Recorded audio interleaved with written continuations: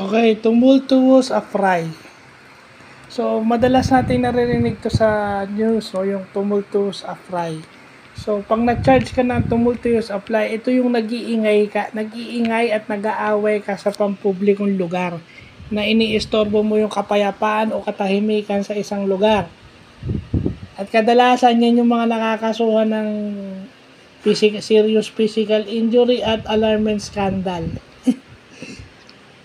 Diba yung tumultuous meaning noisy or loud, and then yung affray yung nagdadaragan kayo at nagsusuntukan kayo sa pampublikong lugar. Yun pala ibig sabihin yan. So nag-increase yung ating English vocabulary tsaka siyempre sa law. Yan yung mga term sa law tsaka sa English na dapat nating malaman. So magandang nalaman natin ang ibig sabihin para ayos, no? Ang tagal-tagal. Ibig sabihin ko, kung kailan 44 anyos na ako o lampasan ng 40, tsaka ko lang nalaman niya. Anyway, better late than never, ika nga. So, yun lang po.